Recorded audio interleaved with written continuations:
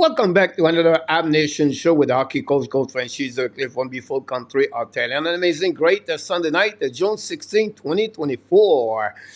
Hopefully, you have an amazing, great weekend. Happy Father's Day for all the dad inside the chat or the people who's going to watching the video a little bit later. And hopefully, an amazing, great day with your family. And ready to rock and roll a little bit, a 90-minute show tonight of the Ab Nation. A little bit like a weekly report on the Montreal Canadiens. But not only the Montreal Canadiens tonight, we're going to talk about the NHL news around the league, a couple news about the NHL playoff game number 5 preview of the Tuesday. But I'm going to talk a little bit more about that playoff Stanley Cup 2024 tomorrow night at 8:30. Join me live again. And then following, of course, tonight, I'm going to give you my top 5 for the NHL draft prospect on different categories. The best hands, the shutdown defenseman, and then at the end, I'm going to give you the best 5 players on each category's position, forward, defenseman, and the goaltender. And when I put this all together, it's going to be my next video for my NHL draft 2024. This week, every day, I'm doing all the prospect NHL draft until all the way to the first round pick overall around 24, June 28th, I believe, at 7 o'clock Eastern Time. And this game is going to be in Vegas. Going to do a live stream. We're going to a couple of guests join me live. Frank's, we get in our top Marco. Michael Devlano, Randy. We're going to join all the panel, join that first round. I'm going to give you a lot of contents about fun players, everything like that. So don't miss that night. This is the place to be if you love to talking about hockey with the great people already in the chat we got tonight. But Coach, you alone tonight? No, I'm not alone. I just did an introduction for you guys for the show tonight because we have the legend. We call him the one with the most greatness inside the house. Tonight, I'm talking about Mr. Enartap is back with me tonight. Welcome back, Mr. Enartap. Happy Father's Day. Hopefully, an amazing great day, Mr. Enartap, with your family. Thank you, Coach, and thank you for having me again on tonight. It's always a pleasure to be back with you and with the rest of Hockey Nation, talking about what else but our favorite sport, hockey. It's coming to an end, but it's also a start of something new, right? The start of the new season, and a whole bunch of things are going to happen.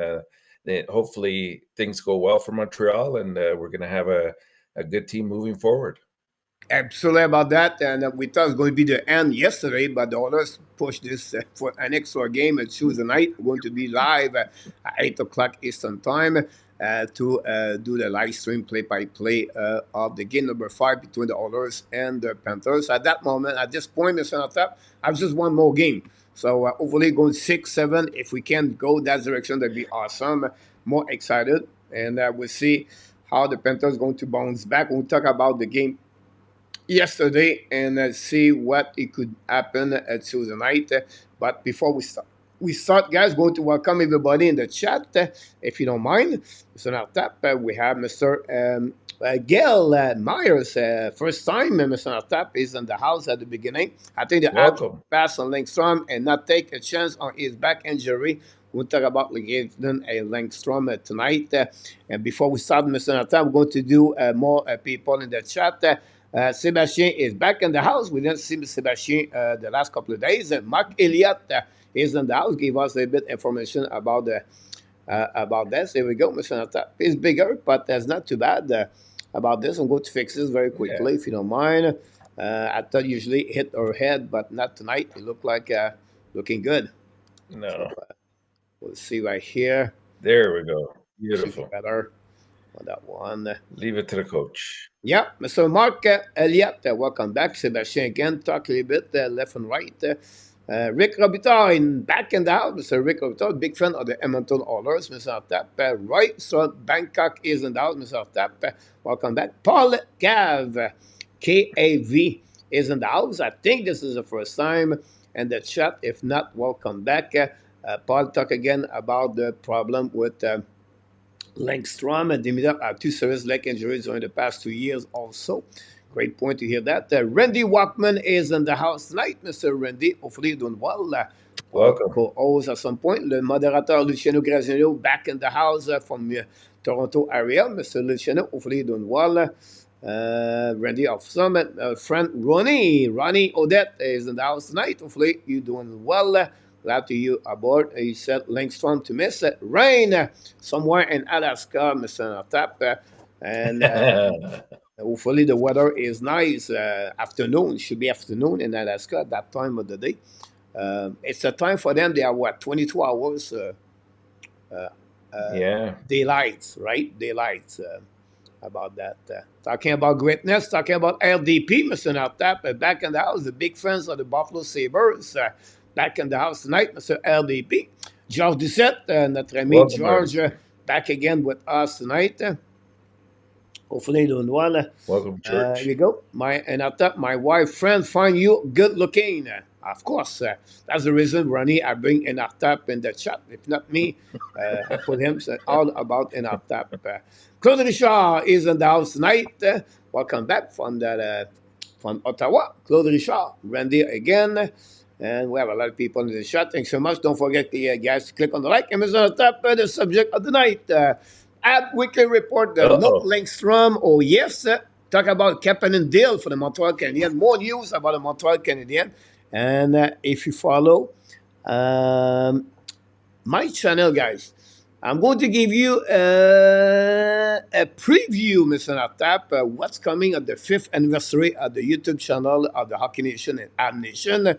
What are you talking about? We're going to start, Mr. Natap, a new channel. It's called the Hockey Nation Prospect around the NHL. Is going to be all about the profile scouting and report. We're going to start this the next couple of weeks. We're going to test things during the summer, Mr. Natap. And this channel is not about the prospect and NHL. I'm going to have interview, everything. You have a great countenance there. I think it will be a great convenience for the show of the Hockey Nation to have a website like that. Is going to be a little bit more helpful. The people know more about the NHL. It becomes a bit more popular and the world of the hockey world, Mr. Tap, to know more about the prospect, who they are, what they do. And maybe the reason because Montreal are rebuilding, so they have to look more about the prospect, honestly. But I think this is a great way. And inside of that, we're going to talk about the Montreal Canadiens prospect also inside of that channel. So this is a new one. It's not in function at this moment, but this will just give you the what it look like, Mr. Tap. So we'll see what happens. We have a lot of people going to join me about those kind of video we're going to produce during the season 2024, 2025. So expect this could happen the next couple of weeks, Mr. Tap. So. And you know what, Coach? In today's day and age of technology, I mean, information is accessible to everybody, and then that's the beauty of it. Like, you want to know something, you can quickly look it up. You can get some scouting reports. You can get clips of players. You know, if you recall back in the in our days, whatever the scouts said, we went with, right, in terms of their judgment, and now we're able to sort of weigh what they say with what we see, and we see if what we hear and what we see match, and sometimes they don't. And it looks like this year's draft of prospects, it's all over the map. Like, once you get by Celebrini, anybody can go from second to, I'd say, 30, no problem. And so that's the exciting part of it. I don't think there's any right or wrong answers. It's all how these players in the end, adapt to the NHL, and whether they actually reach that level, and how badly they want to reach that level. You're absolutely about that. And then secondly, I will say to you, and the YouTube channel, you have some copyright with video with NHL, right? So you can go around. Yeah, If you don't use any type of the video from the NHL, but you use any video from other website, you can use the Montreal Canadian website clips, but the maximum is about 12 seconds. And every time you have to stop and then move on, and then you can do another video, everything like right. that. The NHL leave you that kind of the ability for do that. But when you talk about prospectness of type, the CHL, the WHL, the KHL, the SHL, whatever who they are, they can let do all the clips. So when you cover Mr. Tap, I don't know, like Celebrini example, and I can get a 12-minute video full the way from the beginning to the end about Celebrini, and we can put a voice behind the video, and most some clips. I can stop by, everything like that. So I think overall, this is a great opportunity to do that. And I think it's getting more popular. So we're going to do this. And again, this is a secondary on the web on the channel here. It's not like big deal, but I think people like you, Michael Devillano, we can do like a video recording, put this on live after that on the channel and talking about different things. So I think that would be appropriate, Yeah, it and we'll sounds see what exciting. happens. Yeah, it That's sounds it. very exciting. Something to look forward to. Definitely. Thanks so much. We have Mr. Patrick Lawhite. Mr. Tap is in the house. He still considers his bet on the soccer, England, whatever they are. Think is going on with that. Nicolas de Goubi-Bonneau, dans la belle province de Québec, dans la région de Sherbrooke. Il est de retour ce soir avec nous sans Nicolas. sport. Nicolas, j'espère que tu as passé une très belle fin de semaine et tu as célébré la fête des pères avec ton père aujourd'hui. And that's what we got. I think so. I don't think so. We have anything else. And Randy, Alex McLeod is in McLean. I apologize. Alex, hopefully you're doing well. Always a pleasure to say hi to you. And you stop by. John Gregor, Mr. Tap from Boston, Welcome, Alex. Massachusetts. Our friend John is with us tonight. Hopefully doing well. And that's what we got so far. So thanks for all the likes we got. And first of all, guys, and I thought surprised me. Pop up tonight at last minute. I remember now he told me it would be there Sunday, but I completely forgot. So I'm going to give you some the subject on the graphic, but we're going to be back together. It's not a big deal about that. So the first subject we got tonight, guys, it's about Oliver Kapanen, Mr. Tap, signed a deal of 3 years with the Montreal Canadiens a couple of days ago. And I think it's a great asset for Montreal Canadiens. So I would like to hear first of all from you. What do you think about Oliver Kapanen? And not because we don't know is Mr. Natap is really beautiful from what we heard a couple of minutes ago. But I'm going to put the video about the Kapanen, Mr. Natap. So you're going to be on the background if you don't mind, and give us a bit more Sure. information about Oliver Kapanen. Well, for me, I think it was a great signing. I mean, he's 20 years old. He recorded 34 points this year in the 51 games that he played in the Liga. And to me, that wasn't really the area where he really stood out. It was when he represented Finland at the IIHF World Championship this year. He led his team with 6 goals in those 8 games that he played. He's a centerman that I think goes to the net very well. He's got good hands around the net. He's not afraid to go into tough areas, and I think he's got a great knack for deflecting the puck in front of the net, and that's something that Montreal really has lacked over the years. So I look forward to him. I mean, being realistic, he's probably a bottom 6 player, either third or fourth line. But he can play also on the wing if he's not a centerman. But he can help out on the power play, the second unit for sure. He's an invaluable prospect that I think is going to help Montreal in the long run. Kind of like we've seen with guys like Lehkonen in the past. He's probably not going to be quite at that same level, but he's very responsible defensively. And I like the grit and tenacity that he brings to the game as well. And he's got a bit of an edge to him as well, if you've noticed over the games that he played in the World Championship. So exciting prospect, and hopefully he'll develop as we go along in the next year and a half to 2 years. Yeah, I'm sorry about that. And now, when you was talking, I was checking the chat, but also was looking at I was looking about how he score. And if you look all the video clip I just put right there, all the goals Yes. are in front of the net. Right there. They are in front of the net. So it's about 5, That's right. 7, 8, 9 feet. A lot of deflections. And he had tip, deflect, and he have a great wrist shot also about Capan happening at the World Championship. Team Finland have a good World Junior Championship. It's just the Team Finland was not good. He played Sunday number 1 for the team. At the junior, but the team was not very good. I think he have 2 goals, 1 assist during that 5 game, 6 game he played with at the World Yeah. Junior Championship. Signed a new contract, leave the Liga this year. He's going to play now in the SHL, the Sweden Hockey League, with the team Timra. The team Timra is director general manager is his dad, and the new head coach is the ex solid great hockey player in NHL, Ali Okenen. Is going to be the head coach with the team. So he's going to have that kind of great environment for him to learning more about the about Capan. Capan was drafted 64 overall pick. He was been under the radar for the first 2 years. Why? But first of all, one, he got drafted. After that, he got 2 injuries during his first year as a That's hockey right. professional. He was back and forth with the junior G20 junior, go back, try a couple of game Liga, come back over there, and it was struggle. After the first year, he got in Finland. You have to do your service, right? For a couple of months. So Hmm. he left for the service. He did not do any practice during the summer.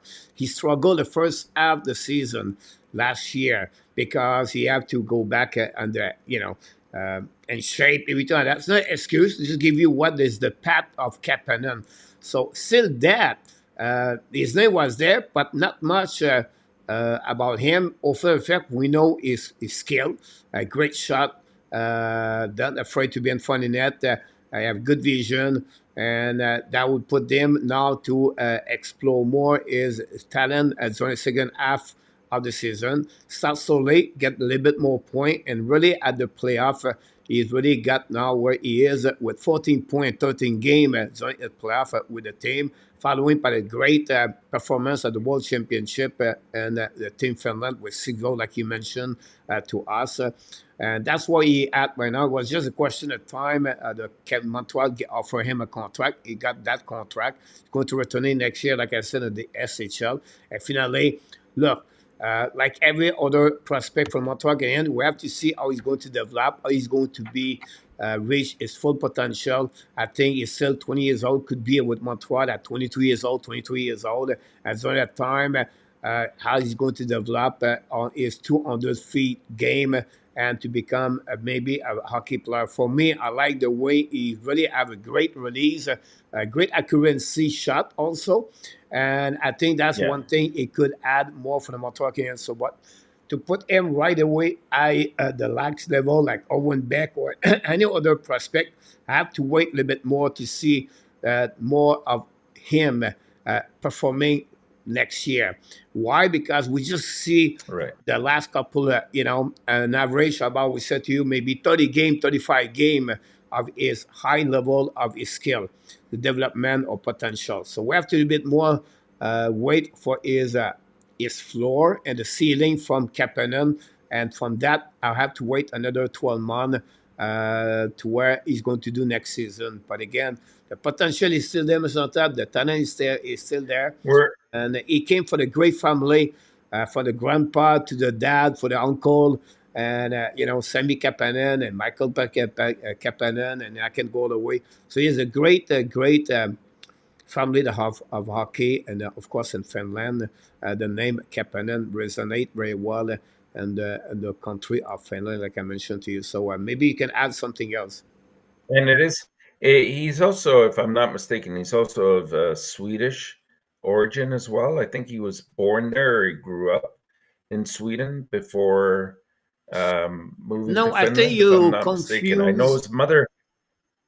I think I don't think so. It's Kapanen. I think he confused him with. We just talk about this kid, Puljujarvi. Oh, I can oh, check was it Paul again. Jarvey? Yeah, Yeah, Puljujarvi I is. thought it was Capan, and I thought his mother. I think it's Puljujarvi, Mr. Natab. I will check again if you have both nationality, but I think it's Okay, Puljujarvi. I know is the guy we're talking about. okay. If that's the case, I stand corrected. But coach, let me ask you a question. Are you at all surprised that it was a 3-year entry level deal? No, Like I was expecting more, 1 or 2. No, this is the you try to maximum your entry level contract, right? Because you get the standard. player for $925,000 per year. So you try to get that 3 years if you That's can. right. Now, if you are over 20 years old, if you play an NCAA or 22 years old, whatever it is, when you come back with the team, you have only a possibility to get a 2 years contract. So every player coming to CHL can access to 3 years contract, also entry level contract. So that's the trend between European player and NCAA. You have only an entry level I see. contract, a 2 years contract, or a 3 years contract. So maybe that's what the best way to explain to any, Okay. and at least you have any other question. Yeah, no, that's great. It's I'm glad that he's in the system, and hopefully he'll adapt well to the North American ice rink and style. It's quite a difference. No, Mr. Antab, you're absolutely right. He was born in Oh Sweden too. yeah, Yeah, he is. yeah. Like Bulger Javi, I Yeah, did not know that. He was yeah, born at that's what I thought. Sunval, Sweden, Mr. Antab. And he's 6'1", by the way. I think he was 6 foot. He's 6'1", Yeah, 123. I don't know if it's a 6'1". Yeah, yeah, Yeah. So yeah. I think you it's nail his. it. If I'm not mistaken, I think it's his mother that's Swedish. Yeah, possible. Okay. So Oh, that's good. That's good. yeah. So maybe his dad play in Sweden League, maybe at that time, maybe. Glad to hear Or I that. think they moved at a young age. I can't remember. Yeah, possibly. He moved a young play because he grew at a Calpal hockey organization. Great skater too from Randy. Yeah, he have not a bad skater That's right. about that for sure. Try to see everything else. Gary, back in the house, Mr. Gary. Welcome back, Mr. Gary. Do well. What about Jose Duarte, Mr. Tap, moderator from upstate New York? Mr. Jose, hopefully doing well. You and your family. And glad to have you aboard. He looked like a top 9 LDP. We'll see what happens. François Pitt, Mr. Tap, is in the house tonight. François, Welcome, hopefully France. you're doing well. Tony Tintani, Tony, welcome to the house. First time Welcome, we Tony. welcome you, and hopefully you're doing well for that one. François, but they are no me coach. I'm the downbone. We want to pick the concern, the trade to select Igala, Izaman, or Captain. Cracks, Mr. Tap is in the house tonight. Crack, long time we not see you around. A lot of Cracks. people in the chat. Don't forget to click on like. Robert Levine, Mr. Robert, back in the house also. Following by Nick G. Welcome back. I pick the right defense, the right Yakinchuk. We're going to talk about those the next couple of minutes. Then we're going to see Patrick Dickinson, fifth, and then Ship Hudson for the top 10. Draft Iserman, captain, or Igila for that one for Dickinson. Senpai is son is amazing. Never Ship Hudson. Senpai is in the army up. Welcome, Mr. Sen. And that's what we got. I will not risk it, Lindstrom. If all else fall at the fifth, take Igila. Not take away Hudson or Beck. At least it's for something super special about this. I don't know if I would send Hudson. I would like to see what is going to bring the on top. The subject of the Of night. course. It's honestly that one over there here. And I think the people are looking for. First of all, before that, Mr. Arthur, I'm going to give you a quick news for the Montreal Canadiens. They announced the end of the Colin White and Tanner Pearson, two UFA for the Montreal Canadiens. Not surprised there. We knew this, but Gay played the 12-year Lion, signed a contract, an European, I think, in KHL. So Gay left the 12-year Lions. He have 70 points the last 2 seasons, play very well with the 12-year. They never make a chance to make the NHL draft, obviously, for him, for American Hockey for the Laval Rockets, so I apologize for that. And the subject, Mr. Antap, is Cayden Lindstrom injury, Mr. Antap. This coming from Chris Proman during the podcast of the Athletic a couple of days ago. We knew you have a lower back problem. It was never specific exactly what was the problem until Chris Promen find a way to mention that. And Mr. Antap, I know you look more about that situation. You can give us a bit more information about this. Before that, Franco Laviano, Yakono is in doubt, Mr. Antap, and are able Welcome, to watch Frank. live. I glad to hear that. Adam, welcome back. Adam is from European, I don't know, Finland, Sweden. Adam, welcome back also. Glad to see you aboard. And here we go, Mr. Antap. Let me know what you think about the decision with Lindstrom. Well, it wasn't until the combines that we actually, had an examination into the medical reports, or the teams did, anyways, and it was reported by Proneman about the fact that it's a little bit more serious than what he initially had let on. It's from all I read, it's a lumbar disc herniation that he has. And yes, hockey players have played with it over their career, or it's developed as they've been playing, and then it it's something that, from everything I read, and again, I'm not a doctor. I'm not saying yay or nay to anything here, but the fact that a lot of these players do not come back, or do not come back at 100%. And so when you put everything together, like, the fact that you look at their performance, hopefully over the next whatever years they have in the NHL, you're looking at how many games they play, the number of points that they score, the tenacity in which they play. It's going to affect. I think it's going to affect the overall play to some degree. It's something that you don't totally cure from 100%. You learn to live with it, from everything that I've read. In some severe cases, it does shorten your career a lot. And, again, in my estimation, in my judgment, when you're picking number 5, anywhere, especially 1 to 5, you can't afford to make a mistake. In this case, as much as I like Lidstrom, if he's available on number 5, personally, I don't take him. I just don't take that risk, because if you make a mistake there, it could set you back a couple years in terms of your development overall, and you have to approach things in a slightly different fashion to make up for that, that draft error that maybe you make. Now, again, I hate to use the word error, because it's never an error to pick up somebody that, with the skill set of Lindstrom. But, if issues like, how many games he plays in a year, or the amount of exposure that he gets to certain plays, and the fact that other players know about the type of injury that you have, it's going to be problematic for sure. So why take the risk, right? I'd rather they go after somebody like an Iginla at number 5, or maybe a Capan if Iginla's gone. I think they're just safer bets at that point. If it were the 26th pick, I wouldn't hesitate, even with that. And I know a lot of players have come back from it, but again, when it's number 5 pick overall, you better be safe than sorry. You're absolutely right about this. The concern about this, yeah, player deal with that. Loophole, if you remember Jeffrey Loophole, Loophole, I believe it was. Villardi is another one. They have a few players. Yeah, Um, loophole. Leclerc, I think Jean Leclerc battled a lower back problem. Zach Parisi had it.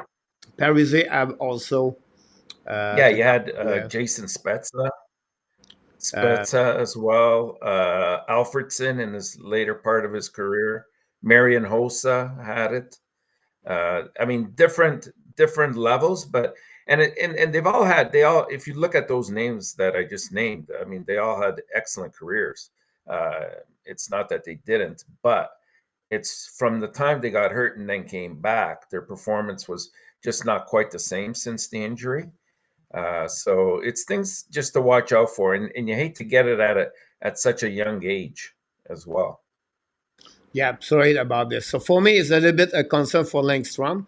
And now he's going to see what he's going to foul or maybe team. Now, we don't know, you and me and the people in the chat, honestly, the report of the doctor, the documentation of what he provide to the team, right? So how he's recovery, what it will be the consequence in the long term, and all the projection by the doctor, we don't know exactly. So, and the degrees, the severity of the injury, also we don't know. But it's not good when you have a player like him go out at the beginning for injury for the hands, first of all. Then after that, he got the lower back. It took time to recovery. They have no surgery, right? It's just huge timing with, I'm sure, some exercise, rehabilitation, everything like that. Returned Mr. Tap to play. Then he got shut down again. And Yeah, it's from what I heard, Coach. It's from his wrist injury that this all came about, because from what they were saying, he's a very dedicated player, and he goes, even though I was off, I was at the gym almost on a day by day basis and working very hard. And it's when he was doing a lot of weights and squats that he actually hurt his back. It wasn't during the course of the game. And so that's what, when he came back, that's what then kept him out of action furthermore, because he wasn't able to fully heal from that. Now, hopefully, it's not something that he ever requires surgery from. Some players do. Some can get away with even just painkillers sometimes. But I've had family members that have had back pain from herniated discs, and it never really goes away. It's always present in some way, shape, or form. It's just that you learn to adapt to it. And is that good enough? Is that what you're looking for? I say at the number 5 spot, no. yeah, I'm sorry about that. Also, they talk about Mario Lemieux. I think Mario Lemieux battled some kind of cancer at some point, right? Yeah, And he had problem with the back yeah, about he it. had a Hodgkin. Last year, Hodgkin. exactly. And then, but again, whenever you recovery, Mr. Tap, Rick Nash is another player in NHL have problem with the back too. When you recovery, what they discover for what we study, what they make the a case is the player does not reach the same level of the talent or the skill back normal. So what happening there? So if you have an average 60 point, they never That's right. have a better year or they equal the year. It's going down a little bit more and more and more and more difficult and more treatment.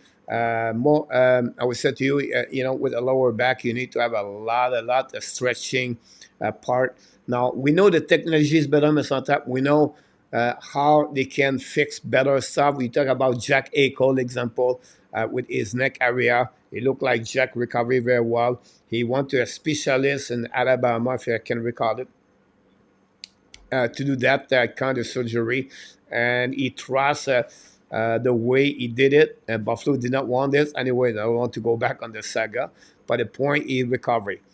Said that, we don't know if Lindstrom will be fine. The risk is too high, I believe, to wait and see and maybe miss the Yes. target at the end.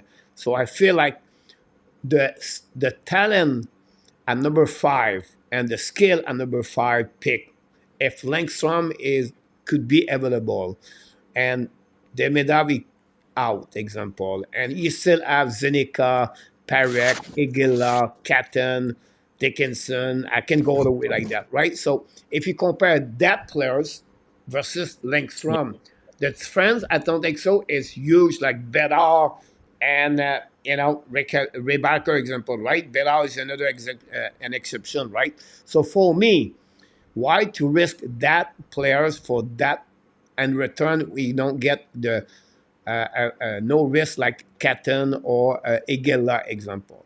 And I think that's the way I would feel if I was part of the decision or the scouting. At least they have some new we don't know, and some documentation we don't know the report of the case of Lindstrom.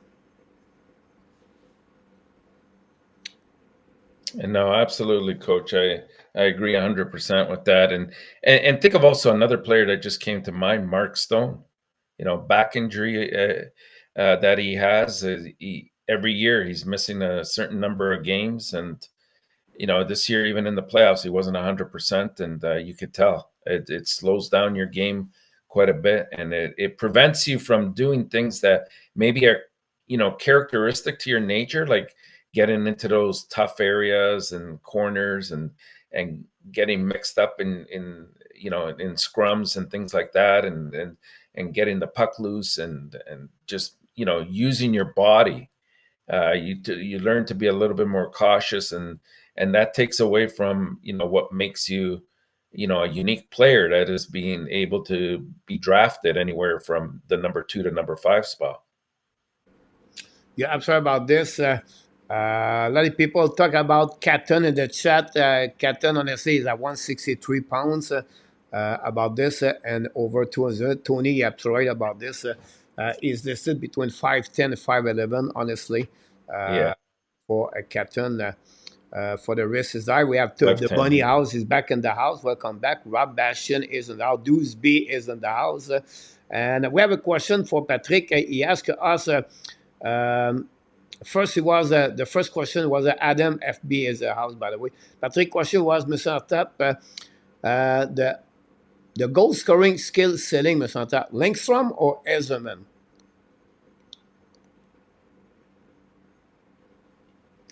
Who do we have? Who has the higher and Betting goal goal scoring skill scoring ceiling. The high ceiling from skills is it Lindstrom or Ezerman? between Lindstrom or Eisen? If we're just looking at scoring, I would say Yzerman. I mean, he's probably pegged as the top scorer in this entire draft. If we're looking at maybe point production, I would lean towards maybe Lindstrom. But if we're, I think Patrick just meant in terms of reaching their potential and goal scoring, it's got to be Yzerman. Great point about that.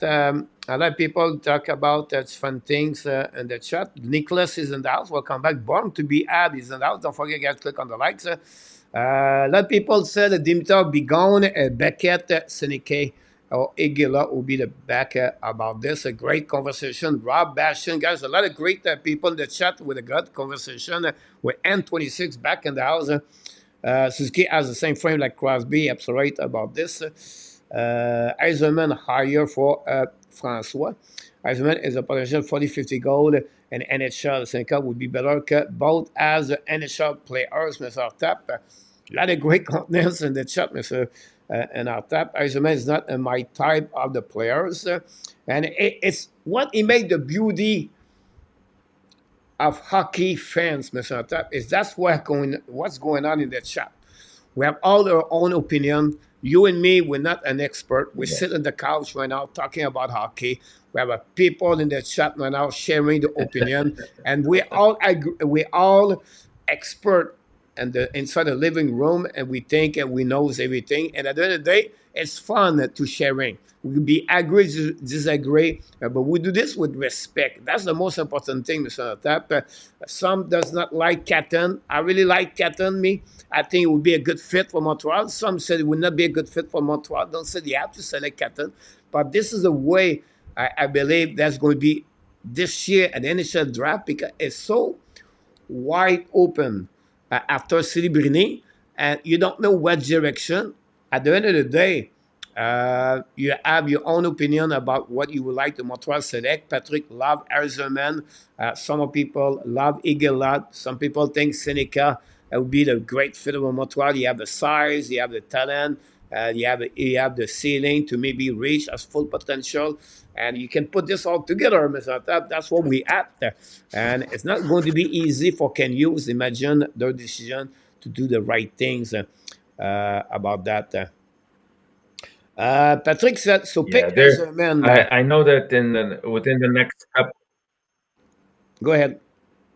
Sorry, I was just going to add.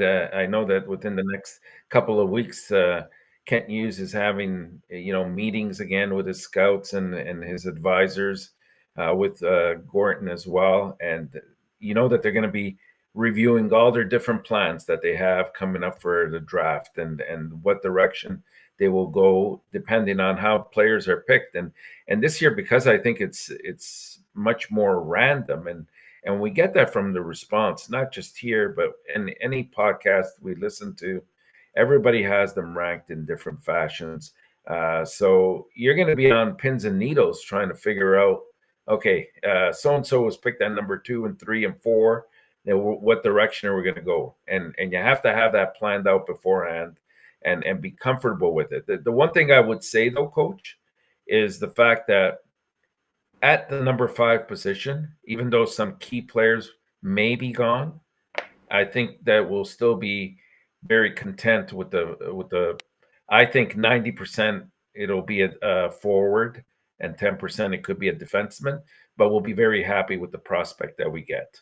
And you're gonna hear all sorts of reports. People are gonna say, "Wow, we got so and so! What a great pick!" Others are gonna say, "I can't believe we got so and so. He may not appear here for 2 or 3 years." You're going to get that anyways. So I would say try to be open-minded about it. Like we said earlier, there isn't a huge distinction when you consider the players that are being picked anywhere from number 3 right down to I'd say about 15 or even 16. And so give them an opportunity to, be acclimatized to the city. I'm sure that Hughes and his advisors have done a great job of trying to get into as much information as possible from their prospects and their agents, and they had a lot of interviews and dinners and whatnot, video reviews of all these players. They're going to go for what they feel is the best possible solution for Montreal, and I think we need to be open to that. Yeah, so that at the time you're talking, I've shown a couple of clip about Igela. Now we talk about Cole Ezerman, Mr. Tap, one of the best skill players. Eiserman, yeah. Ezerman, exactly. I have people like Ellen is back in the house at one Igela, a couple of people, one Igela in the chat. I think that's a safe pick in my opinion, Igela. Ezerman is a great scorer. The problem comes with it's not only his maturity, it's about his behavior. That's the only thing you get from him. When I said that, if he can develop to become a better players with the no temper, he have a really difficult temper with his game. Now it could be more because he's really demanding. He want the perfect things. He want to be sure the team perform everything like that. So he has some kind of different manners on the bench is a bit questionable sometimes. Throw bottled water. He's the youngest, one of the youngest prospect on that initial draft. So he's a big body, Mr. Tap, 6'1", everything. That's what we get from Ezerman. It's not a bad pick overall for the 5th overall pick. You get something good. Now, can he fit with Montreal, Mr. Tap? Ezerman. I would say yes. Why is a left shooter? And to have a left shooter like him fit with Caulfield, like example, like Sarkowski work right now with Suzuki, Ezerman fit very well. Isn't my number 5 pick? No, but the talent skill is still there. He can put the puck in the net. He's always going to carry on this. His temper, his behavior, and his maturity, we don't know. The fact, like, if you talk with his coach national team, he got him for the last 2 years. He have no problem for him. He believe Ezerman is the top 5 in the NHL draft. Concert Ezerman, guys, 1 year and a half ago, they have 3 players at the top NHL draft prospect. You have Celebrine, Ezerman, and Michael Edge. That would be the 310. I'm not talking about Dimitrov, European, but I'm talking North America. That was the top 3. They was expect all 3 to be at the top 5. Unfortunately for Michael Edge, he lost his dad, then he's broken his leg, struggled for the last 2 years, get better now. And for Ezerman, but you can see now, Ezerman, Mr. Top, I think it's 1 or 2 days before he become a draft 2025. And he'll be a top 3 right there with James Agents and the kid for the Canada. So at the end of the day, you have to go a little bit more deeper about, honestly, his character of his attitude, Mr. Top, of Ezerman. Unfortunately, I don't have more for what we see from the bench, and I don't say I don't want. He's a bad kid, the kid. I don't know him. So at the end of the day, that's happening for that one. So No, no, no. That's. I mean, we're just sort of sometimes we want discussing. to say thank you to Welcome, Ellen. LMK to become a member of the Hockey Nation show. Thank you, Alain. Welcome, welcome. Yes. Yeah, I was just gonna say, Coach. I mean, it's not that we're trying to pass judgment on any particular player. I mean, we're not there. We don't actually witness in person these individuals, these players, and of course, yes, they're all young at this stage in their life, and of course they, that certain things are coachable, and certain things, may take time, and some may not change at all. But when you're trying to make a decision in terms of what's best for your team, I think you're weighing all the different factors. Like you're looking at what their potential is that they can bring to the team. You're looking at the type of character that they bring to the table. You're looking at, what's their background? Do they bring some sort of pedigree with them, like a Naginla does, right? And I think at the end of the day, you have to weigh all these things, and you're going to make a choice that you feel is best for your team. It's as simple as that. It's not because you think, well, you know what, Eiserman threw a few water bottles, we should not take them. That's not the reason, but it's something that doesn't help his case. That's for sure. Yeah, I'm sorry about that. And that would be, for me, it would be fun to see the reaction. June 28th, on top, the people, like Francois Light Dickinson, Montreal could get a defenseman at the fifth overall pick if they believe they can do another move.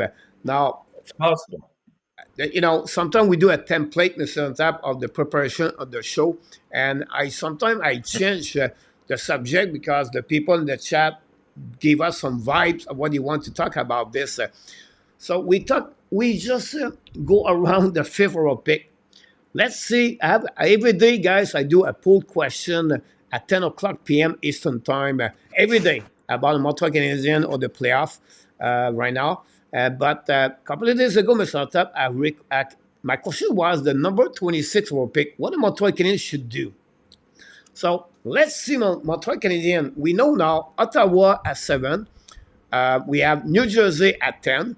We have Buffalo 11. And we have Minnesota at 13. And maybe I missed another team, but all those 4 or 5 teams are willing to trade their pick to get something in return. And I don't want to pick a specific team, Mr. Tap, but what it would be the cost, Mr. Tap, first of all, are you willing to trade and the people in the chat from 26 to go higher between 10 to 13? And if yes, which players Montreal should trade to get that pick? And then, Mr. Tap, we make a deal. Which player are you targeting at that time? So 3 questions, 3 answers from you in the chat. Let's do it. And don't forget, everybody, to click on the likes. Every Sunday night at 8:30 p.m. Eastern Time, we have a special guest with me talking about the Montreal Canadiens all year long. So this is a show to be during the week, guys. This Sunday night at 8:30 p.m. So, Mr. Tap, you are on the hot seat right now with the fans talking about the 26th overall pick for the Montreal Canadiens. Yeah, and there's been a lot of speculation. What does Montreal do with that 26th pick? I think the majority of people that I've listened to, I feel that there's gonna be some kind of attempt to trade that and move up a little bit. But you got to remember, it's going to take a lot more than we think to move from the 26th position to what is probably being aspired to, which I would say is in the top 14, right? 15, 14, 13. I think they're looking to get into that area there. As you mentioned, teams like, maybe New Jersey might be willing to go that direction at 10. Possibly Buffalo, although I doubt that quite a bit. I think, if anything, Minnesota at 13 might be willing to trade it. So is it possible? Of course it's possible. But it's not gonna happen just by trading your 25th and you pick somebody like Harris to make that happen. I think you're gonna have to sweeten the pot. Generally speaking, most teams do not give up their number one picks unless it's much later in the first round. And even then, it's usually two or three positions, like we saw not too long ago with who was it, Chicago, and who was the other team coach that they traded with? Chicago and Minnesota, I think it Islanders? was. Was it Chicago and Minnesota? Islanders? Oh, the Islanders. Okay. Yeah. So yeah, they switched picks, but again, only two spots away from each other, right? So that was kind of interesting. It happened quite early. Obviously, they're targeting possibly certain players being at a certain spot during the draft, and that can all change as well. Now, one thing that came to mind and one thing that I had heard, I mean, obviously, if you look at New Jersey, their biggest need right now is a goaltender. And so there's a lot of speculation that, somebody like Markstrom could end up with New Jersey. That's one of a possible three teams that have been sort of speculated. If that happens, then you can expect that maybe that number 9, and then it would be the number 10 pick that Calgary will have, could be up to play. And here's a scenario: would you trade, if you're Montreal? Would you trade your number 5 pick and your number 26 pick, and you can even throw, let's say, Harris in there or Struble, to get the number 9 and 10 pick overall? Repeat again. I would 26, throw that out there and see 26, how people react to that. 26. So would you trade your number 5, your 26, number 5, and somebody like Harris or Struble to get the number 9 and 10 pick? But the problem is the two different teams have 9 and 10, right? So it'd be hard to do that. But I would not go lower. No. That's assuming Calgary makes the trade to get Markstrom, and they give them their first round pick in return. So Calgary would have then the number 9 and 10 spot, I believe it is. I would not move anyone. I would keep my 5th. Again, just throwing it out there. Yeah. I would not move my 5th overall pick. I would keep more higher you are, better you get, a better chance to get a better players, and the risk is less about that. So for me, I would not move my 5th. Now my 26. When I a little bit disagree with the people send the chat, for the 26 overall pick to go from 26 to go all the way to 10, 11, 12, 13, you have to give something good to opponent team. So good something opponent team. Absolutely. You have to give the Struble is not good enough. The Harris is not good enough. Kovacevic is not good enough. It would cost you guys any good defenseman from Montreal Canadiens. Not a specific one, but think about Hudson, Rebecca, Mayu, Jekai. I missed one. It's not that. Who did you mention? Goalie? Did you mention Goalie? Goalie. Here we go. That's Goalie with 5 there. One of them would attract a team at 10, 11, 12 to get that pick 26 and Montreal Canadiens that selection. That's simple right there. So is it possible to make the Montreal make the move? At the end of the day, is it worth it? I'm not sure. Because you're going to get a player you don't know yet. It would be the ceiling. You don't know what kind of player is going to be in addition when you already know the player you already have in front of you, and you already know maybe what is going to reach the full potential. So at the end of the day, I will not move from 26 to all the way to 10, 11, 12. The risk is too high, in my opinion. At least Montreal have data. They know exactly what the player can reach in the NHL. I'm talking about the new prospect, and I'm talking the player they have already inside of the organization. I think Montreal is still have one Yeah, year yeah, to really know more about who they are, the player prospect. And next year, Montreal is going to get the pick of the Calgary or the Panthers. We can have the same scenario, Mr. Tap, next year. And with that pick, they can move up again. And that pick, now you can know a little bit more the player I'm just talking about. And that open up a little bit more, a better chance for the Montreal to make it that kind of scenario in 2025 versus 2024. Again, uh, um, can make a big splash, and we never know. But that would be my perception of the situation for the Montreal Canadiens. Now, said 26 guys, I can trade an Harris, I can trade a Kovacevic, I can trade maybe Strobel to jumping from 26 to go all the way to 18, 19, or 20. And at that moment, that's I more can realistic. select a guy like Trevor Connectly. And I will say why Connectly. Right. Because everybody talked in the chat earlier, called Ezerman. And Connolly? he's a scorer, can put a puck in the net. But Trevor Connectly is a top five best scorer in the NHL draft. Yes, like Ezerman, Mr. Tap, he has some kind of behavior, but he can become the next Kyle Connors in the NHL. Another left shoulder, he can put the puck, he scored a lot of ton of goals in Yeah. USHL. Now, when I mentioned the name of Trevor Connectly, I don't say they have to pick him. But just give you an example. Of 26, they can move up to get another great Yeah. forward. And the cost, they have opened up spot, Mr. Top. They kept not moving with 12 defensemen now, with Engstrom inside the picture now.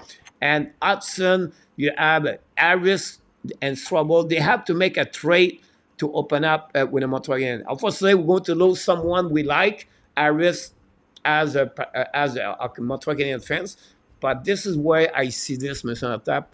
That would be my move for me in 2024 and wait in 2025 to trade maybe a big name we already have inside of Montreal Canadiens as a Montreal Canadiens prospect.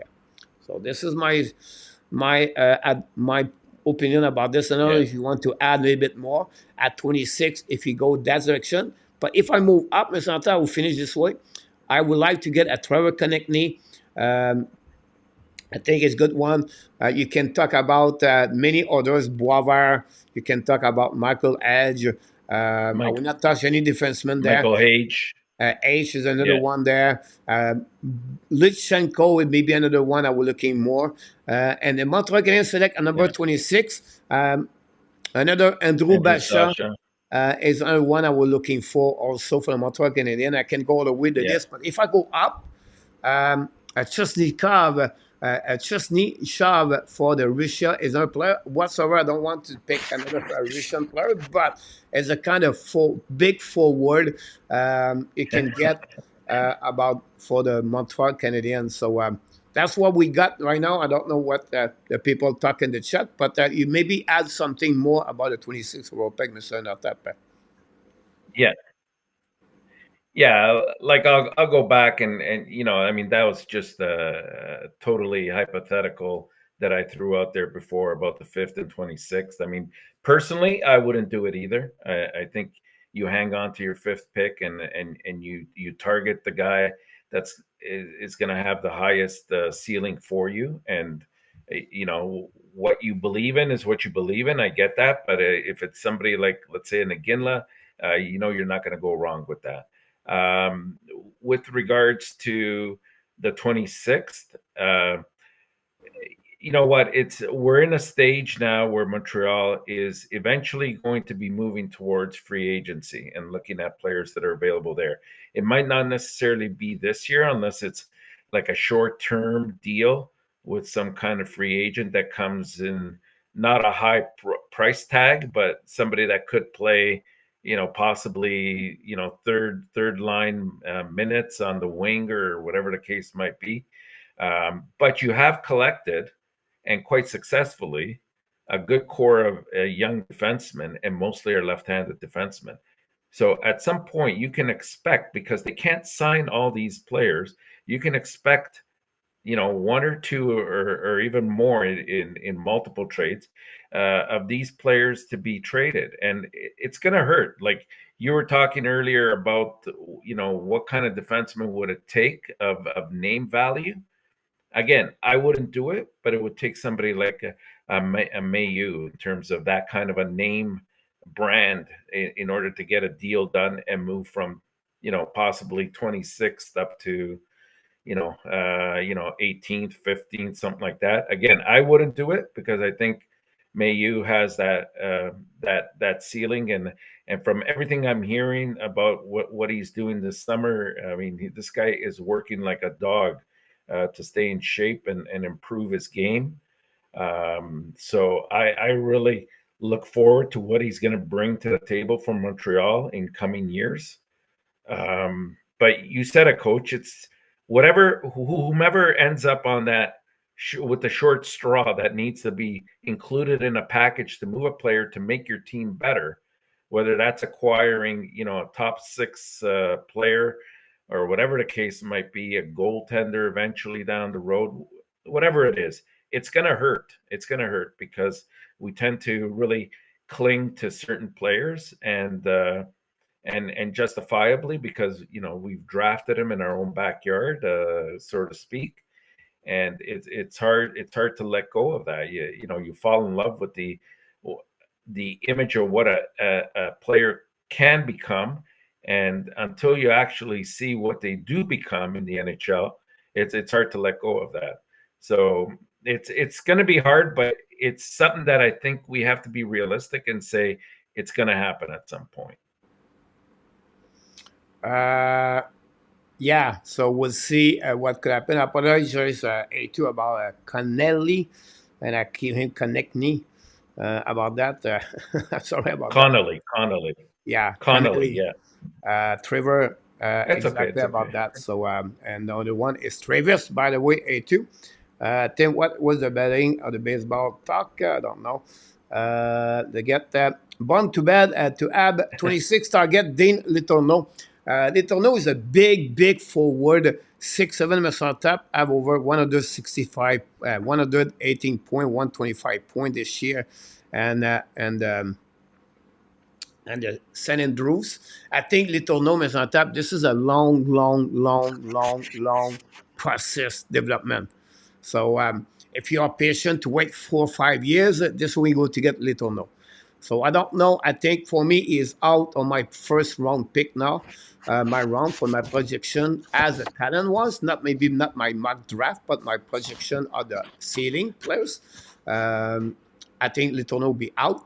But if you want to take a risk at 26, this is a title player maybe you're looking for, but this is going to be a long process. 4 or 5 years going to be next year with the Boston College. The kid is huge. Can become a Tage Thompson in NHL. He's a great skater for his size, but limited. Absolutely. He did not do well in the USHL, but still waiting. Coach. But again, this is really a long process. Yeah, and I mean, right now it's all at the high school level. Yeah, it's at the high school level, but I mean, if he drops into the second round, which is more than likely, somebody like a Dean Letourneau is definitely at 6'7", and I think he's around 210 pounds or maybe even more now. This guy's going to be very good. I mean, he put up some tremendous numbers, but again, keep in mind that it was with a very young, undeveloped team in St. Andrews and in the under 18 AAA. And so, like you said, it will be something that you project for down the road for, maybe 3-4 years from now. But I say, you know what, if it's in the second round and you got I think this year Montreal has, if I'm not mistaken, they have 2 second-round picks. They have only Why not one use pick. one of those? They have only Why one. not use one of those They have only one next pick year? I at think they have 57. to. Okay, yeah. Second round pick, and they have 70 and 78. By the way, I just want to clarify something. We never trade Mayu. I don't think so. I would trade Mr. Any right defenseman for the Montreal Canadiens. I would not trade No. I would not trade Mayu at that moment. Absolutely. And I would not targeting any Hudson I need Rebecca. I did not trade Goalie yet. I will wait one more year to see what they look like. But again, I think the right defenseman is so precious. It's so hard to get. And I think those players, Rebecca Mayu, could be a great asset. They Yeah, have the body size, Mr. Tap, to be a great hockey player in the playoff and the future with the Montreal Canadiens. Again, their ceiling is high, in my opinion, absolutely, but we have to absolutely. wait what the Montreal Canadiens for Montreal. If they make a trade, guys, it's on the left side. It's on the left side. Don't try the right defenseman. Don't touch two kids, Mayu Yeah, and Rebecca, about that. And again, the time we tell us a lot of bit people in the chat for sure. Don't forget everybody click on the likes. For that one. I tried to pick it up every guys in the chat. Anthony talk about Richie at 26. Richie is getting a little bit late now, but it could be another one for there. If Cole Hudson is available, do you draft M coach and Mr. Nata, do you pick Cole Hudson? I will talk about the pick number if he's 57, but available at 26, I mean, no, 26 or 57. oh, yeah, if you're talking, well, 26, I mean, he might make it up to the late rounds of the first round, the late picks of the first round. I can see that happening. I mean, I like a lot of things that he brings. I mean, he's a very good goal scorer. He plays very good checking as well. He's a solid player. He's not going to hurt you. The problem is, shall we approach it again? And I know size doesn't always matter, or people will say it doesn't matter. Is at 26, Mr. But Nata. when you have a team that's made it a part of their It's at at 26. 26, yeah, Yeah. yeah. At 26, I would, yeah. If he's, I mean, I would still put a couple players if they're available, just ahead of him, if they're available. I'm thinking of guys like Sasha Boisvert or even Andrew Basha if they're available. Even to a lesser degree, Baudin. Uh, like those guys, I would slightly put ahead of him. But if he falls to the second round and he's available for Montreal at that point, I wouldn't hesitate because he does he does he does he was the leader, I think, for the U.S. team when he was playing. This guy's a gamer. He really he plays well as the pressure increases. He's just amazing. He's got very good hands. His skating is very good. His edge work is fantastic. He's got a good wrist shot, as you can see there. Like he's a very good package to have in terms of a complete player. But again, size a little bit worries me at 5'10". Um, and that's a consideration. It might not be for some other teams, but I think Montreal made that part of their goal to try to get a little bit bigger and to try to pick up some goal scorers as as their uh, building process uh, got more into place. And so that's where we are right now. That doesn't mean that they wouldn't pick them, but if there's others that are all things equal, same skill set, but has a little bit more height and maybe brings a little bit more physicality. And Hudson does actually have some. He does play a little bit physical. He does have that edge, but again, you always worry with a smaller player in terms of absorbing hits and contact a little bit more than you do a bigger bodied player. And we're starting to see that type of attrition happening in the playoffs this year, especially in the finals now, with players going down like crazy, and they're playing through all sorts of ailments. So I love what Hudson brings. If he's available in the second round, I definitely would take a turn. I would definitely pick him, but at 26, it would depend who's still on the table, right? Yeah, I will not touch Cole Hudson, guys, at 26. Leon Renault, welcome in the house, by the way. The reason behind that, Montreal really have a player like his brother anyway, and I think Montreal should target another players. I think Hudson will be a second round pick a little bit early, but not too early. Because they have a lot of great defensemen at bigger size, Mr. on top, 6'3", 6'4". We don't talk about Charlie Elick, example, Bronicky, Buljijanin, Yeah. Mr. on top, 6'5", Yeah. 19 years old. Nobody talk about this kid. And then I can go all the way with other defensemen. I think that would push a little bit Hudson out of the picture, like his brother happening. But again, a team does not have those kind of pop mover.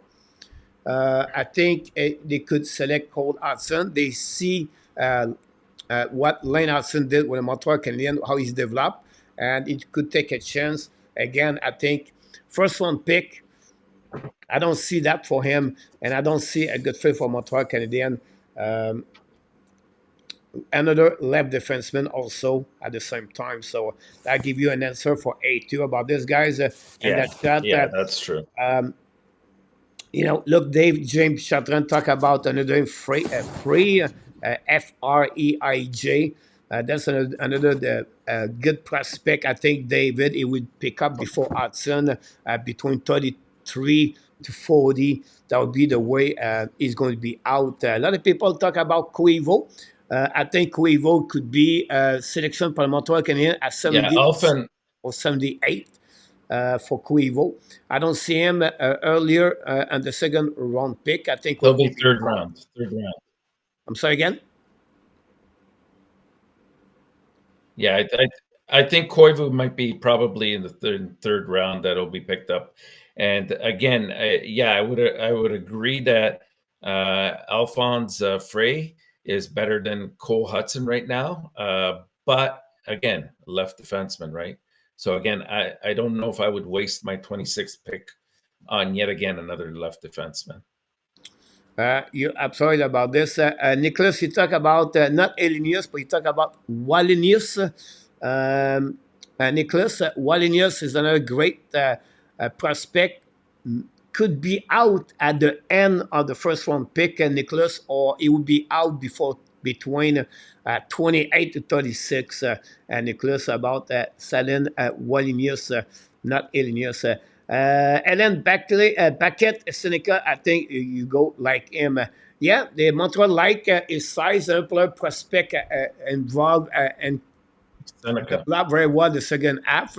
I'm sure he would be in the picture, but I could be wrong. I don't think they will select number 5, but Montreal always surprised us, Mr. Tap. So if they believe his interview was great and they feel they have another level of Seneca, it could be the section of Montreal Canadiens. But yes, he's going to be, I think, because his side could be now a top 10. And any other NHL draft, Mr. Tap, with less talented defensemen, and they have this year, Igela, Seneca, Erzerman, all of them are going to be a top 10 in NHL draft and any other draft for Mr. Tap for and that one. Hellenius. We forget about Hellenius as well. That's going to be a player that could be picked in the top 10 as well. A lot of good projections for him. Exactly. We still have about, guys, 12 minutes for the end of the show. We finish at 10 o'clock Eastern Time. If you have any question about anything you want to talk about, it's time to open up the door for each one of you. I will pick up the question live. I apologize if I missed your question prior to that. There are too many people in the chat, Mr. Top, to follow up everything. I try to keep my conversation with you at the same time. So would be interesting what could happen. And I think for the Montreal Canadiens, they select at 70 and 78. Don't be surprised Montreal Canadiens select a goaltender, Mr. Tap, at that pick also. Now, the goaltender situation, Mr. Tap, I can bring you here if you don't mind. And I'm not going to go too deep about this guy because we're going to make a video of my top NHL top 5 is going to be out tomorrow or the next day. I'm talking about the ice sailing, Mr. Tap. So I select the best top 5 ice sailing: Celebrine, Dimitar, Parek, Seneca, and Lindstrom. So I don't want to get there tonight. But I want to give you, Mr. Natap, my position of the top 5 for the goaltender. And they are Gislav, Mosevic, Yekorov, Zadurin, and Napokov. All 4 of the 5 are from Russia, Mr. Natap. Gislav could be a second round pick. Mosevic and Mosevic and Igorov, 2 goaltender play in the KHL and the VHL. Two big goaltenders, 6'4", really good. They could be at the third round pick. They would be at the third round pick. Can Montreal select one of them? It would be interesting. Zadorin, I'm not a little bit concerned. He will be a backup number 2 in the NHL, I believe. He could become a goaltender number 2. Nepogov, Mr. Antap, the only problem, Nepogov, if his size. If he was, Mr. Antap, a 6'4", Nepogov would be a second round pick early. Obviously, is a 6 foot for him. A great year and the KHL and for him. 6'1". Yeah. But again, I'll be very hard for that. If people want to know more my top 5 position on the defensemen, Mr. Tap, Lishanov, Biome, Dickinson, Zaliev, and Yakinchuk. And they are not, honestly, guys, on my I missed Parek, by the way, on that one. And are not by order. And finally, my top 5 for World are Celebrini, Dimitrov, Lindstrom, Cayden, Igela. And they are, again, I'm still finishing the video for this one. But I give you a little bit the position by players, Mr. I don't know if you want to talk about the goal situation for the Montreal Canadiens. You think Montreal going to select a goaltender or not? Well, I think you hit the key point there, in the fact that most of the goalies are Russian. So, I mean, again, it always comes with that caveat in terms of when they can join the team and how they will develop. It's always the strangest and most difficult position to project in terms of whether they pan out or don't pan out. It's not like they all work out with Carey Price, where we picked them 5th and it worked out very well for us in many aspects. I would agree that maybe for me, it probably the top goalie would have to be. I would go with, I think.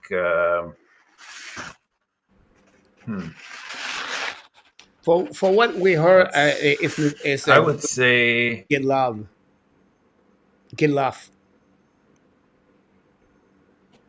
Yeah. I mean, he's definitely up there in my eyes. I think that he's going to be a solid goaltender as well. You were right about the fact that the size of not Lenders, but Nabokov will be a problem. But it's not that bad. He is 6'1", 180 pounds. I mean, you look at guys like Saros. I mean, they've had a successful NHL career and continue to do so for Nashville. And he's not the only one. Even if I'm not mistaken, even Wolf doesn't have great size, but he's projected to be one of the better defensemen coming through the pipeline in the near future. There's a couple of other goalies too, the Canadian goalies, like everybody else. That's pretty good, and of course Carter George. I wouldn't doubt those that they'll pan out, but again, it's so hard. It's so hard when you're trying to project goaltenders. Absolutely, such an obscure beast to try to figure out. Question, Mr. Tap. We're going to finish the show 7 minutes. We're going to go all the way for the question. So, yes or no, Mr. Tap. Is there a possibility to select Dickinson or any defenseman at 5th overall pick, Mr. Tap? Yes or no? With the 5th pick? Yeah. I sincerely doubt it. As much as I love Dickinson, I think that he's probably, of all the defensemen, he's the most NHL ready at this point. And this guy will not disappoint you. This guy will make the NHL, and he will have a successful, barring obviously injury, but he will have a successful NHL career. This guy is poised. I love his play. But at number 5, I don't think so. Yeah. If I have, I would say 70-30. I'll open the door to get Parek. If Montreal Canadiens select one defenseman, I believe would be Parek. But the chance, I don't think so. Now, if Leschenov is there, guys, close the door and close the book because this is a guy the Montreal have to select Leschenov, but he's not going to be at number 5, Mr. at top at that moment. Coach, Randy, Yeah. ask you, would Yegor Zurin be good pick at coach at maybe 26 overall pick? Zurin is a great forward, big body, good body overall, good speed, good shot. About Zurin, so you think Montreal, or what do you think Zurin will be out, Mr. Natap? I think he goes in the second round personally, to be honest with you, coach. I mean, he can play center, he can play the wing. He's a right-handed shot, so that's pretty good. Came from the MHL, 6'1", 190 pounds. He's a solid body. Like he's got a good wrist shot, uh, and he doesn't seem to shy away from some of the dirtier areas. So I think it's a good pick, but I wouldn't put him in the first round. He's definitely Yeah, a it second would round be for the me end of the anyway. first round, but maybe more like a second round, earlier the second round. Right now, is on my 36 pick on my Yeah, position. yeah. But you're absolutely right about this. I agree with you. For Surin, it's on top. People talk about the size of the 6 foot. Yeah, most of One guy right. Go ahead. I was gonna say the one guy I know when Marco and I did our mock draft, I picked him and I picked him early, and I reached for him at that time at 16. I don't think he goes that high, but if you can get him in the late first round, is going to be an excellent defenseman. I think is Charlie Ellick. This guy, a right-handed defenseman. He's 6'3", 200 pounds. Like he's a strong boy, and he likes to play that robust type of game. And he's like you think of somebody like a maybe not as offensively gifted as somebody like a Mayu, but in that type of light, like that type of player that likes to use the body and play a solid defensive game. And this guy can do it. I really I really like that guy, and I'm hoping he makes it to the first round. I think he will, because some teams will definitely be looking for a right-handed defenseman that late in the first round. So let's see where he ends up, but he's going to be a good one. You're absolutely about that. Roger Delaney knocked the door. So welcome back about Roger. Hey, Amber Roger. Willie, welcome in the house. Amber Willie, thanks for joining us. I think it'll be disagree top 20, but I think it could be at the end of the first round. We'll see what happened for him. And then Nicholas had a difficult time about the players you're talking about.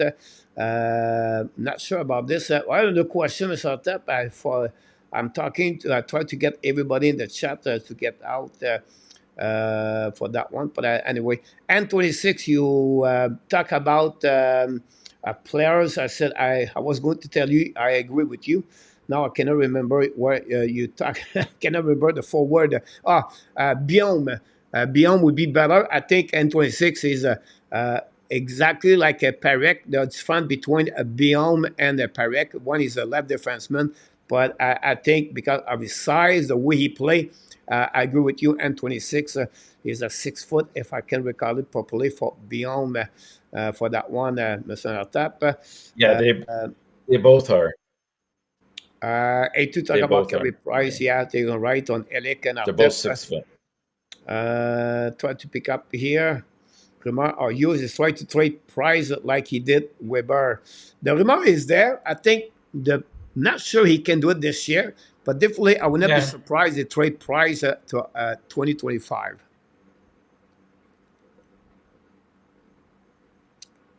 yeah. That's possible.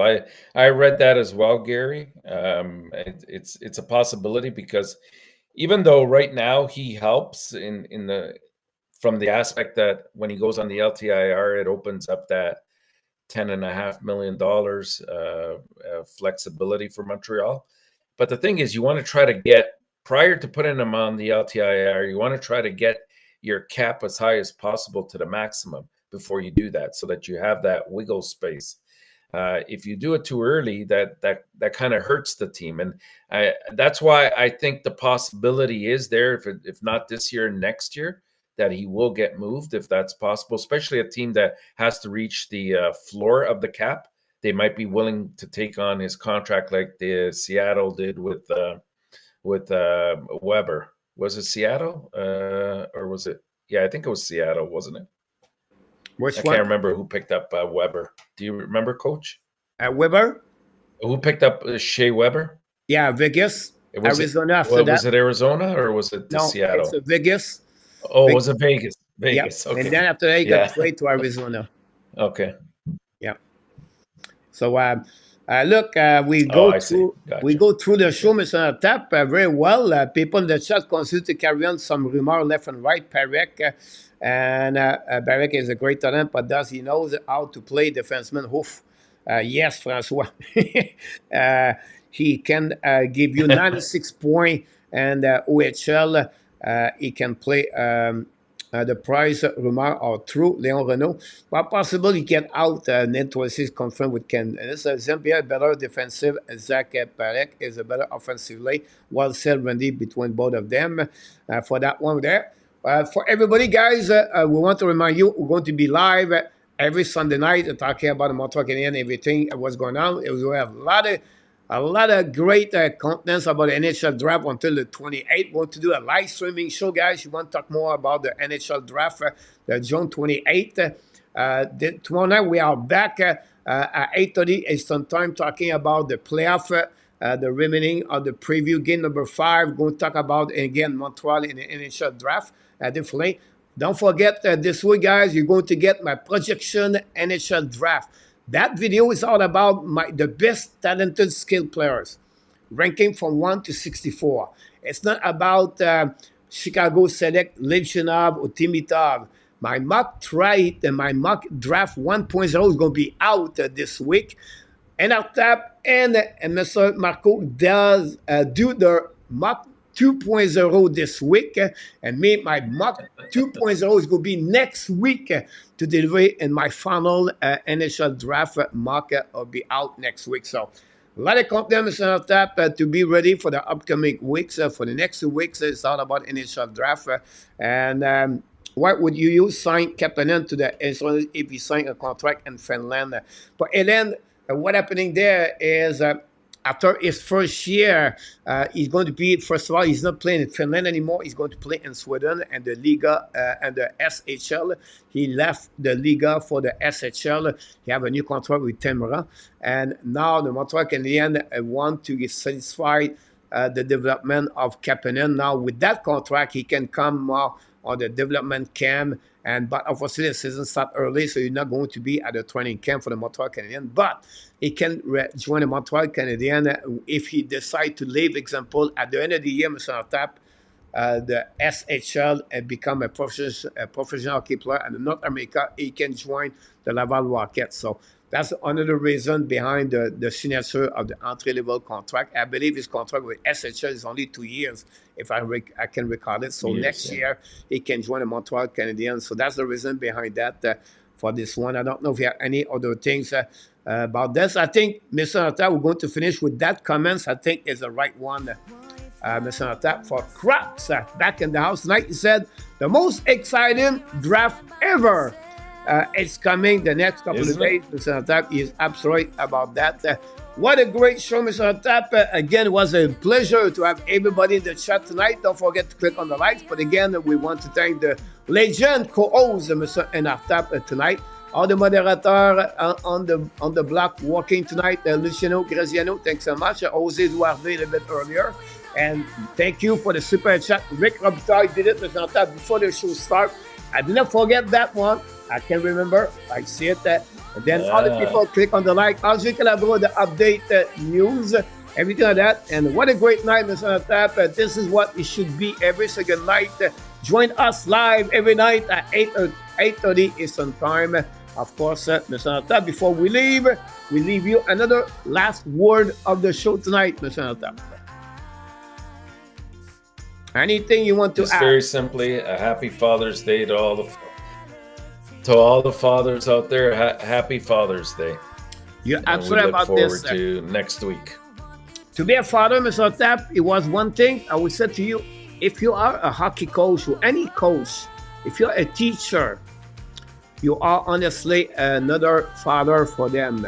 And this is the way I believe is the way I believe there's a the great reward you get at the end of the tap to changing and to make an impact for the youth kids.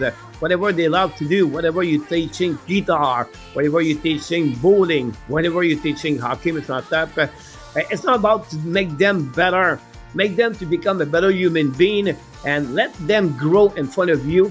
This is going to be an impactful for what you do as a teacher or a coach. And Mr. Tap, before that, You are Absolutely. awesome.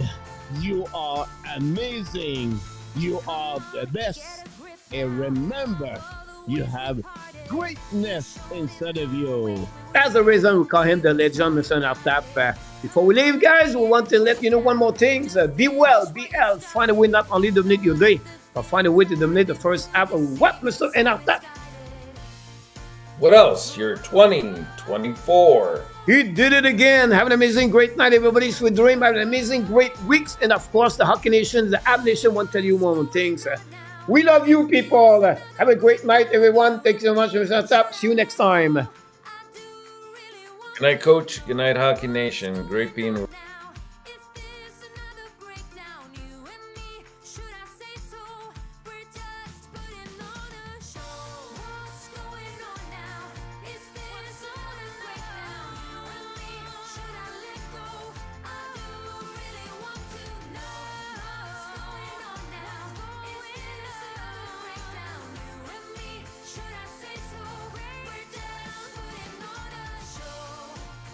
Oh, oh, oh, oh, oh. Booyah!